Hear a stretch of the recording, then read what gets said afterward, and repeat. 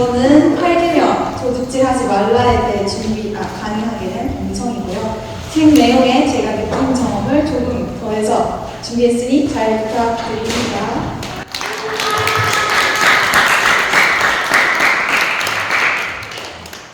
제 8개명은 도둑질을 금하고 있습니다. 첫 번째, 도둑질의 대상에 대해 먼저 알아볼 텐데요. 도둑질하다라는 뜻의 히브리어 동사는 가나브라고 합니다. PPT 한번 넘겨주시겠어요?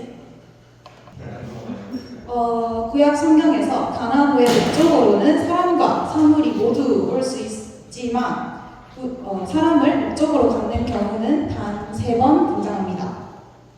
도둑질하지 말라. 1차적으로는 이스라엘 사람의 자유를 박탈해서 노예화하는 것, 또 인간을 도둑질하는 것, 즉 유괴행위와 인신매매를 교하는 계명입니다. 그러나 제8계명은 인간을 도둑질하는 계명으로만 제한할 필요는 없습니다. 가나브의 목적으로는 사람뿐만 아니라 사물도 올 수 있다고 말씀드렸는데 여기서 사람을 제외하면 주로 짐승이나 우리가 쉽게 생각하는 재물을 도둑질한다고 나와 있습니다. 따라서 제8계명 도둑질하지 말라는 대상을 확대해서 사람뿐만 아니라 소유물까지 포함한 범위가 아주 큰 내용으로 나타나고 있습니다. 두 번째로는 사람을 훔치는 죄, 사물을 훔치는 죄, 각 벌과 그 기준에 대해 살펴보겠습니다.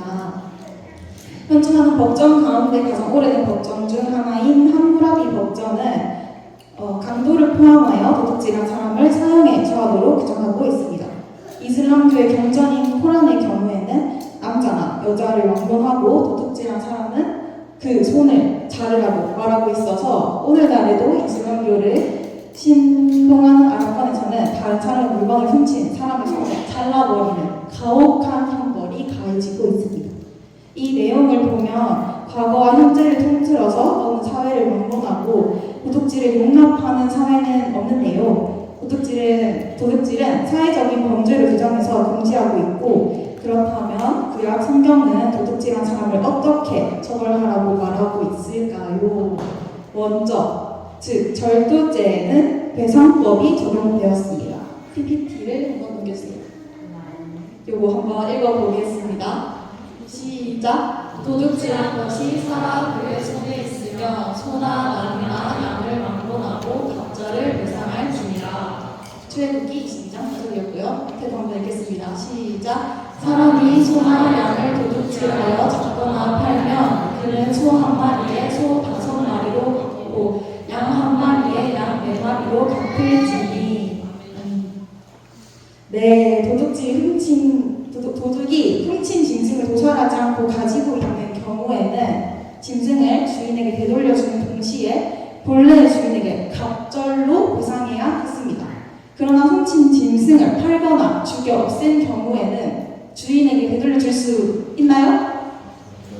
네, 없죠. 그렇다면 이럴 땐 노동력의 손실이 더 큰 소는 5배, 양은 4배로 배상해야 했습니다. 구약 성경은 일반 절도죄에 대해서 당시 주변 나라와는 달리 절도범에게 사형과 손을 자르는 가혹한 형벌을 당하지 않았습니다. 도둑에게도 인권이 있음을 구약 성경에서는 인정하였는데요. 저는 이 드라마의 대사가 떠올랐습니다. PPT 한번 넘겨주시겠어요?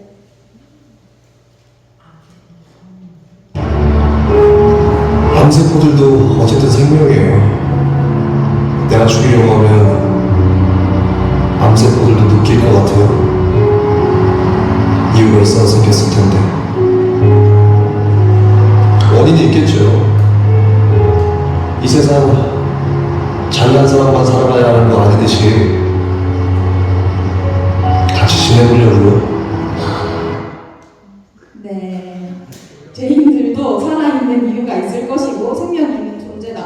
그러므로 함께한다. 작가가 이 내용을 알고 있었던 거 아닌가 싶습니다. 사실 구약 성경이 주변과 달리 절도행위를 가볍게 처벌할 것은 재산보다 더 중요한 사람을 보호하려는 데 그 목적이 있었는데요. 이 목적을 자세히 들여다보면은 구약시대 때 다른 사람의 짐승이나 물건을 훔치는 절도행위는 대부분 경제적으로 가난한 사람들이 궁핍한 가운데 일으키는 범죄였기 때문에 처벌이 가혹하지 않았던 것으로 추정됩니다. 구약시대 때 경제적으로 가난한 사람들이 일으키는 범죄라고 말씀드렸는데, 그렇다면 도둑질의 근본적인 문제가 무엇이라고요? 가난해서 맞습니다. 그래서 보면은 동물을 훔쳤는데 살아있다면 아직 배가 덜 고파서 죽이지 않았거나 좀 살만한 상황이라고 말씀드릴 수 있을 것 같아요. 그러면 이미 또 동물을 죽였다면 당장의 생계가 급한 것이겠죠. 그래서 가혹한 형벌로 다스리기보다는 배상법을 적용했던 것입니다. 여기까지 일반 절도죄에 대한 이야기였고요. 사람을 도둑질한 경우엔 사정이 달랐습니다. PPT 한번 넘겨주시겠어요? 요거 한번 읽겠습니다. 시작! 사람을 납치하다가 그 사람을 팔았든지 자기 수하에 두었든지 그를 반드시 죽일지니라. 밑에도 읽겠습니다. 사람이 자기 형제 곧 이스라엘 자손 중 한 사람을 유인하여 종으로 삼거나 한 것이 발견되면 그 유인한 자를 죽일지니 이같이 하여 너희 중에서 악을 제할지니라. 구약에서는 유괴범, 인신매매범은 사형에 처해졌습니다. 짐승이나 물건은 하나님의 형상대로 만들어진 인간의 생명과는 가치가 본질적으로 다르기 때문에 이렇게 경고하셨습니다. 다음으로는 제가 많이 깨닫고 반성했던 땀 흘리지 않고 얻은 것은 도둑질이다에 대해 말씀드리겠습니다.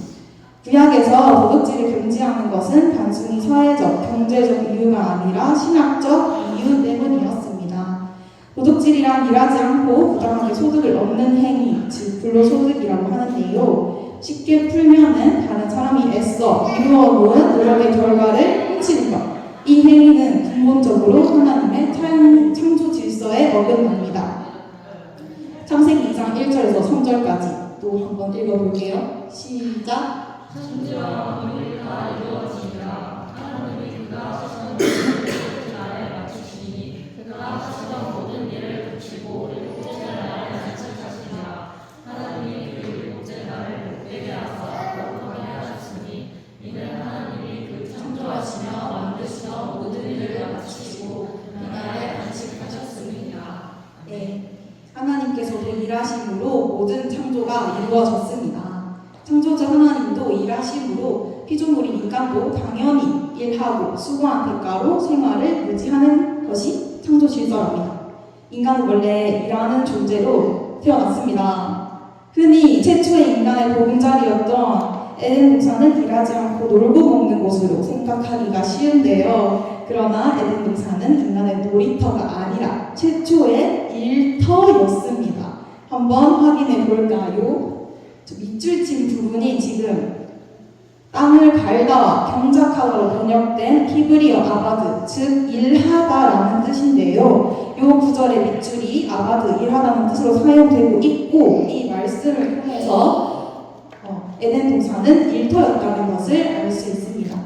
사람은 부지런히 일해서 자신이 일한 열매를 정당하게 받도록 창조되었으며 이것이 하나님이 창조하신 세계의 질서입니다. 창조하신 것이므로 인간의 일이나 노동은 거룩합니다. 그래서 하나님은 인간의 건강과 여건이 허락하는 한 평생을 열심히 일하며 살아가도록 지으셨습니다. 그런데 도둑질은 이러한 하나님의 창조 질서를 파괴하는 행동이겠죠. 따라서 소제목이었던 땀을 흘리지 않고 소득을 얻는 것 역시 정직하지 못한 도둑질이라는 것. 지금 현재에서 예를 들자면 전세 사기, 부동산과 아파트 분양 투기, 부당하게 비싼 이자를 받는 돈놀이, 사채놀이, 다른 사람의 논문이나 지적 재산의 표절, 학생들의 보고서 표절, 시험 볼 때의 부정행위 등이 있습니다. 모두 다 도둑질입니다. 그리고 나누지 않는 삶 역시 도둑질하는 삶입니다. 나의 손에 재물이 쌓일 때 이 재물이 없어서 생사의 갈림길에 있는 사람들을 떠올릴 수 있어야 한다고 합니다. 저는 일상에서 재물보다는 음식을 먹고 많이 남길 때 먹지 못해서 뼈가 드러나는 아이들 영상이 떠올라가지고 자괴감 플러스 남기면 안 되겠다면서 더 먹게 된 적이 좀 있습니다. 제 삶에서 이 부분은 낭비와 과소비와 나누지 않는 죄에 포함이 되겠죠. 한 사람이 다른 사람의 삶을 위해 나누는 분량은 그 사람의 영성에 비례한다고 합니다. 자신의 재물이 늘어나는 것을 보면서 집착하기 시작한다면 그때부터 그 사람의 영성은 회색하기 시작합니다. 모든 재물은 혼자 차지하라고 주신 것이 아니라 함께 나누고 더불어 살라고 하나님께서 선물로 주신 것입니다. 하나님께서는 복을 주신 대로 약자들에게 나누어 주라고 명령합니다. 하지만 타인을 돕는 데 인색하거나 소극적인 사람이 있는데요. 물론 가난은 지구의 종말이 올 때까지 존재할 것이므로 가난의 문제는 인간의 몫이 아니라고 생각하기가 쉽습니다. 그러나 하나님은 가난한 자들에게 손을 펴라고 말씀하시고 있습니다. 신명기 15장 11절을 한번 찾아서 읽어보겠습니다. 신명기 15장 11절. 없으신 분들 화면 주세요. 한번 읽겠습니다. 땅에는 언제든지 가난한 자가 그치지 아니하겠으므로 내가 내게 명령하여 이르노니 너는 반드시 내 땅 안에 내 형제 중 곤란한 자와 궁핍한 자에게 내 손을 펼치리라. 가난의 문제를 나 혼자 완전하게 해결할 수는 없습니다. 단지 우리는 우리 주변을 잘 살펴보고 도움이 필요한 사람이 있다면 작은 부분이라도 도울 수 있어야 합니다. 우리가 세상을 변화시킬 수는 없지만 한 사람의 세상은 바꿀 수 있습니다. 따라서 진정한 그리스도인들은 많은 재물을 소유하는 것, 탐하는 것을 인생의 최종적인 목표로 삼아선 당연히 안 되겠죠. 우리나라는 적어도 자녀들에게 어느 정도 물려줄 재산은 만들어 놓거나 가업 승계를 하는 모습을 흔하게 볼 수 있는 것 같습니다. 저 또한 재산이 남는다면 당연히 주고 또 줄 수 있다면 많이 주고 싶다는 생각을 한 적이 있는데요. 우리는 물론 재산이 어느 정도는 필요합니다. 물질은 인간의 생존과 자유를 유지하는 수단이기 때문에 중요한 것이라고 말씀해 주시고 있는데요. 오해가 생길 수도 있지만 부를 축적하는 것이 잘못이라고는 말할 수가 없다고 합니다. 자, 그 이유는 간단하게 우리나라의 경제가 좋지 않아서 노동의 가치도 좋지 않아서 떨어지고 세상이 이게 돈을 나누는 경제가 아니다 보니까 기독교인 부자가 많아지면은 이 내용을 통해서 더 나누기가 쉽고 잘 나눠줄 수 있게 되겠죠. 가난이 없어지면 특질도 사라진다고 합니다. 자녀들에게 물려주는 재산 이야기로 다시 돌아와가지고 불필요한 재산이 많으면 자녀들의 인생이 망가지기가 쉬워집니다. 부모가 재물을 탐하면서 재물의 파괴적인 속성과 우상이 되는 속성을 간파하지 못하면 자녀들은 당연히 부모에게 본 것이 있으므로 그 재산을 통해서 큰 해를 입게 될 수밖에 없습니다.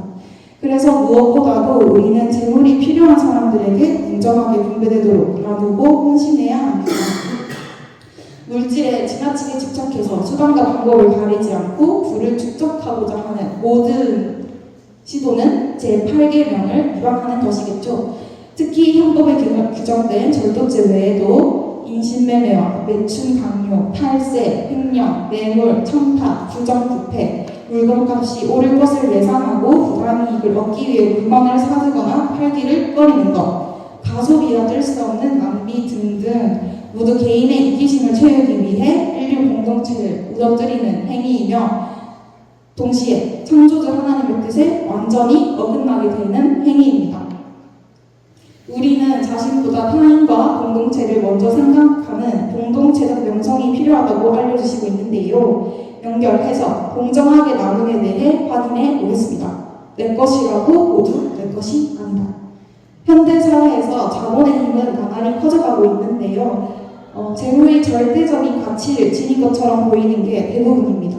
또 돈만 있으면 모든 것을 할 수 있을 것처럼 모두들 이야기하고 아까 리크레이션 시간에 그 예리의 질문 카드에서도 답변에서 돈이 3명이나 나온 것을 보면서 많은 이들에게 재물을 얻는 것이 인생 최고의 목적이 되어버렸습니다. 시편 24편 1절을 한번 확인해 볼게요. 시작! 땅과 거기에 충만한 것과 세계와 그 가운데에 사는 자들은 다 여호와의 것이로다. 네, 다음 PPT 한번 넘겨주세요. 이는 산리의 짐승들과 곧 산의 가축이 다 내 것이며 산의 모든 새들도 내가 아는 받은 것이며 들의 짐승도 내 것이미로다. 내가 가령 죽여도 내게 이르지 아니할 것은 세계와 거기에 충만한 것이 내 것이미로다. 인간조차도 인간의 것이 아니고 하나님의 것인데 그 인간의 소유물 또한 하나님의 것이겠죠. 하나님께서 선물로 우리에게 다 주신 것인데 대개는 내 소유물이 자신의 수고와 노력으로 획득한 내 거라고 착각합니다. 모세도 이러한 점을 지적한 바 있는데요. PPT 한번 넘겨주세요. 이거 한번 읽겠습니다. 시작. 내가 마음에 이르기를 내 능력과 내 손의 힘으로 내가 이 재물을 얻었다 말할 것이라. 내 하나님 여호와를 기억하라. 그가 내게 재물 얻을 능력을 주셨으리라. 아멘. 성경은 재물을 철저히 상대화시키면서 모든 재물은 인간의 것이 아니라 하나님의 것이라고 규정합니다. 그러므로 근원적으로 볼 때는 재산은 이 땅에 살아있는 동안 하나님께서 빌려주신 대여물입니다. 하나님께서 빌려주신 거룩한 재화들을 재화 자체에 집착하지 않고 언제든지 우리 하나님께 돌려드릴 마음의 준비를 하고 있다고 생각하면 조금 편해지지 않나요? 네. 그러므로 우리는 우리가 가진 모든 재물이 내 소유물이 아님을 명심해야 합니다. 사람은 죽을 때 재산을 가지고 갈 수 있나요? 없어요. 네. 그래서 인간은 빈손으로 왔다가 빈손으로 되돌아가는데요. 예시로 욥의 이야기가 있습니다. 저는 욥의 이야기를 볼 때마다 깨닫기 어려운 구절이 많은데 이게 보면 볼수록 마음의 불편함을 진짜 조금씩은 없애주시는 것 같아요. 간단하게 소개해드리면 욥은 악이라는 거리가 아주 먼 사람이며 하나님을 무척 경외하며 살아갑니다. 그래서 그런지 소유물 또한 동방 사람 중에서 가장 훌륭했다고 해요. 욥은 잔치를 연 다음날 아침엔 꼭 이 행동을 했다고 하는데요. 바로 10명이나 있는 자녀들 수대로 번제를 드리기. 그 이유는 자녀들이 죄를 범해서 마음으로 하나님을 못되게 했을까봐 항상 번제를 드렸습니다. 너무나도 자녀를 사랑하는 멋진 아버지고 또 하나님이 보시기에 좋으셨을 것 같아요. 그런데 성경을 읽어보면 하나님과 사탄의 대화가 있으면 종이 죽고 제일 부잣집에 엄청난 소와 암나귀를 강탈당하고 하늘에서 불이 떨어져서 수많은 양과 종을 태우고 또 종을 또 죽이면서 낙타마저 강탈당하고 끝에는 큰 바람으로 지붕이 내려앉아 10명의 자녀까지 모두 사망하게 됩니다. 욥은 짧은 기간에 엄청난 불행을 겪었는데요. 자녀까지 사망한 상태에서 또 불행 한 가지가 더 나타납니다. 발바닥에서부터 정수리까지 종기가 나서 질그릇 조각으로 온몸을 긁게 된 것입니다. 여기서 욥기 2장 21절을 보면은 내가 모태에서 알몸으로 나왔사온즉 또한 알몸이 그리로 돌아 나올지라. 주신 이도 여호와시요 거두신 이도 여호와시오니 여호와의 이름이 찬송을 받으실지니이다. 아멘. 온 소유물과 자녀들을 잃고 자신의 몸에는 종기가 생겨서 긁고 있는 이 와중에도 믿음과 신실함을 잃지 않은 데다가 범죄를 저지르거나 하나님을 원망하지 않았습니다. 저는 불행이 닥치면 한숨이 바로 나오는데 진짜 용님이 너무 대단하신 것 같아요. 책에서는 조금 그렇지만 적절한 말로 표현하고 있습니다. 바로 비싼 수업료를 치른 욥이라고 하는데요. 우리는 이 비싼 수업료를 편하게 앉아서 들었으니 얼른 내 삶에 적용을 시켜야겠죠. 그럼 우리 좀 더 욥의 태도를 집중해서 읽어보도록 하겠습니다. PPT 한번 넘겨주세요. 앞에서부터 옆으로 쭉 한 줄씩 쭉 읽겠습니다. 집중하세요. 네. 자, 승찬이부터 첫째 줄 보이나요? 한번 읽어주세요. 내가 오직 가난한 자의 지원을 나갔더라. 아무의 능력을 신앙을 나만 혼자 내 떡덩이를 먹고 오늘 그리고 조합을 모두 하는 자를 건너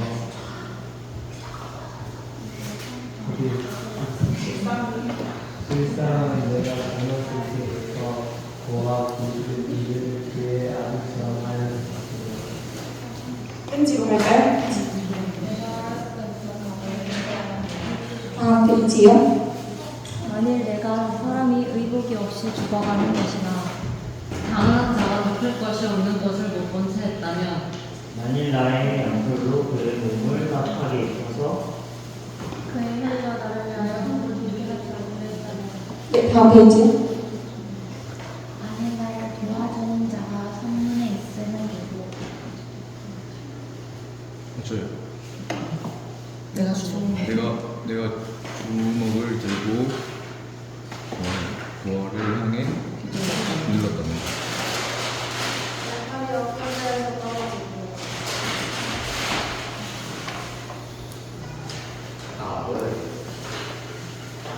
자, 뒤에 제가 읽을게요. 내 팔뼈가 그 자리에서 부스러지기를 바라노라. 나는 하나님의 재앙을 심히 두려워하고 그의 위험으로 말미암아 그런 일을 할 수 없느니라. 다음 페이지요.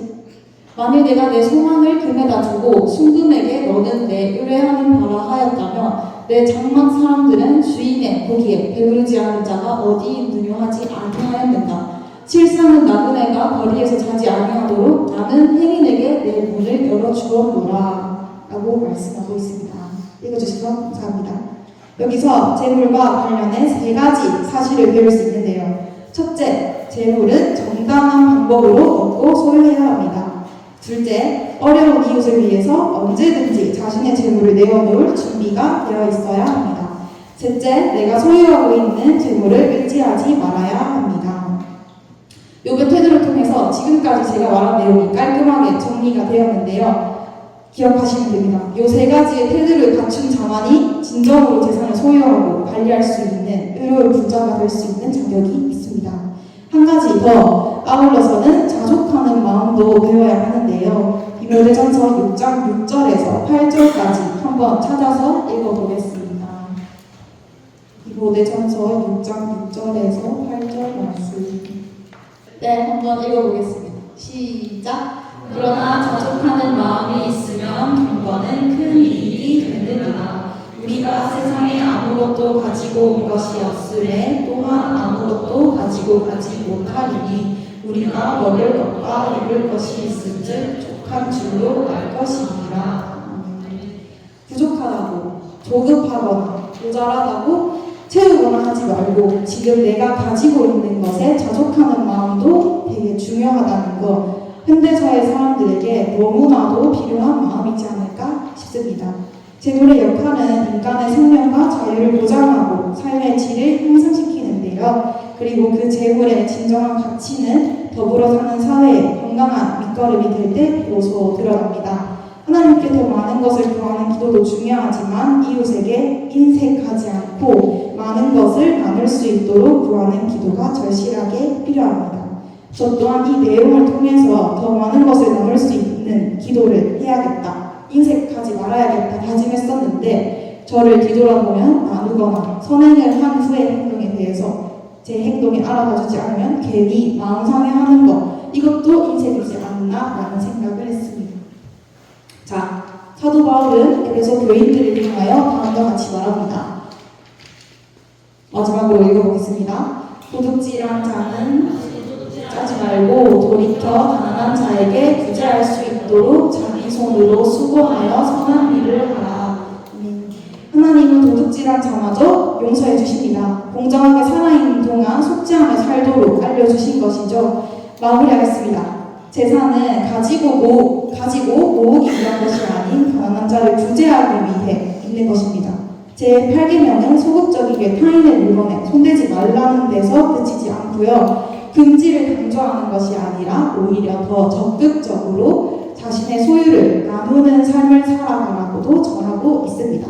이 계명을 통해서 우리는 하나님과 이웃의 것을 도둑질하고 있는 것은 아닌지 반성해보고 내 것이라고 모두 내 것이 아니다. 주변을 잘 돌아보고 나누며 살아가야 합니다. 모두 의로운 부자가 되시길 바라며 이상 8계명 도둑질하지 말라를 마치겠습니다. 감사합니다.